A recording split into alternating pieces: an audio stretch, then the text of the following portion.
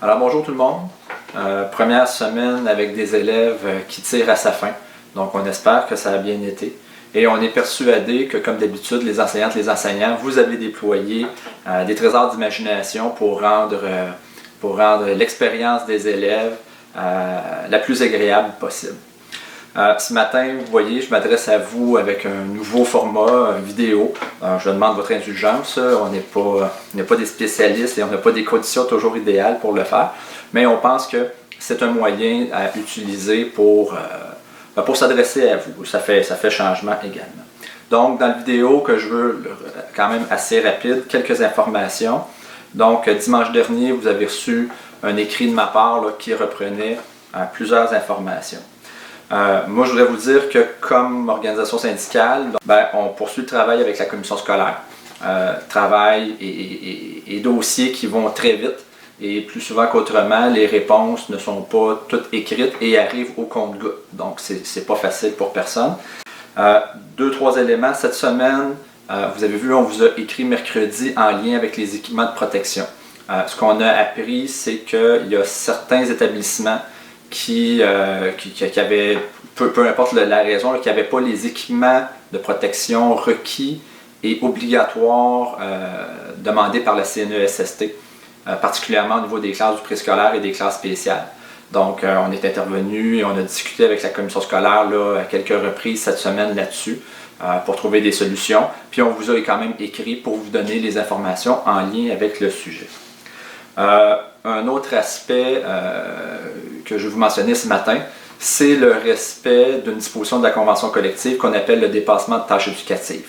On vous l'a écrit il y a environ une dizaine de jours, on en a parlé dans nos rencontres Zoom, on vous l'a réécrit dimanche soir. On a obtenu la réponse de la commission scolaire hier ou avant-hier. Et la commission scolaire va respecter la convention collective. Donc, très bonne nouvelle. Je ne vais pas plus loin sur ce sujet dans la vidéo. On va vous envoyer un écrit probablement aujourd'hui, vendredi, sinon au cours de la fin de semaine, beaucoup plus précis sur le quoi faire, comment faire et qu'est-ce que vous devez vérifier de votre côté. Toujours pour nous aider sur le sujet des horaires, on réitère notre demande qu'on vous avait faite il y a quelques temps, qu'une personne par école nous achemine l'horaire qui vous a été remis.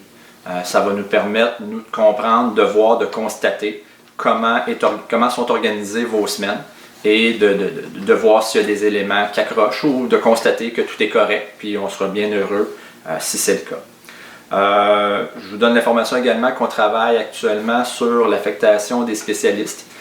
Donc un peu comme la mutation volontaire de début avril, l'affectation des spécialistes ne pourra pas être faite en présentiel, donc on travaille avec la commission scolaire pour trouver le meilleur chemin pour permettre virtuellement de respecter tous les droits prévus à la convention collective. Notre alignement, nous, c'est toujours celui-là. Il y a des dispositions dans un contrat de travail. On doit trouver une façon de les faire vivre autrement qu'en présentiel. Moi, j'aurais une deuxième demande à vous faire. On n'a pas beaucoup d'échos, on n'a pas beaucoup d'informations sur le déroulement des journées dans les établissements ou au cours de la dernière semaine. Il y a quelques personnes qui ont communiqué avec nous, on a répondu au courriel individuellement, mais de façon générale, on n'a pas une vue d'ensemble qui me satisfait.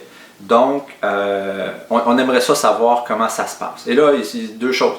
C'est vous adressez pas à nous parce que tout va bien puis on vous le souhaite, hein? C'est vraiment notre souhait le plus cher, ou bien vous êtes complètement submergé puis vous n'avez même pas le temps de vous adresser à nous. Et ça nous inquiéterait un peu plus. Donc, pour nous rassurer, on aimerait que vous preniez quelques minutes de votre temps, si vous en avez, si vous l'acceptez, et nous envoyer un courriel pour nous dire comment se passent vos journées. Au niveau de l'horaire, au niveau de la relation avec les élèves, au niveau de l'accueil, au niveau du matin, du départ, la disponibilité des équipements de protection.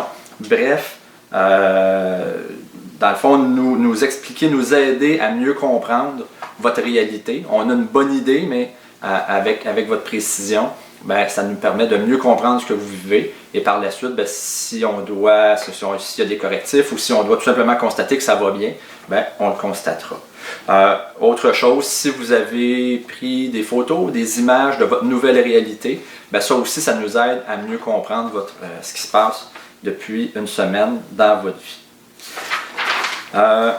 Toujours afin de s'aider à mieux comprendre, mardi prochain, donc pas lundi parce que c'est congé pour tout le monde, mais mardi soir prochain, on va organiser une rencontre Zoom.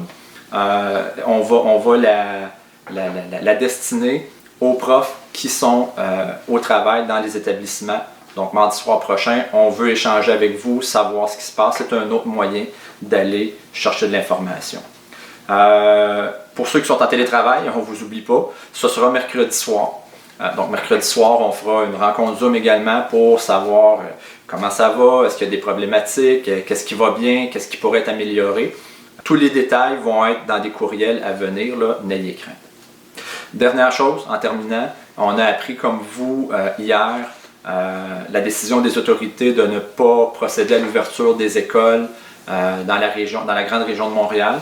Vous savez depuis la semaine dernière que, compte tenu de l'évolution des cas dans la MRC de Joliette, la MRC de Joliette est traitée de la même manière que la région de Montréal. Donc, c'est écrit un peu partout ce matin. La MRC de Joliette, les écoles n'ouvriront pas leurs portes d'ici la fin de l'année. Donc voilà, j'espère que ça a été bénéfique pour vous d'avoir ces quelques informations-là. Vous nous ferez savoir si vous avez quelques instants, si vous appréciez ou non cette méthode de communication.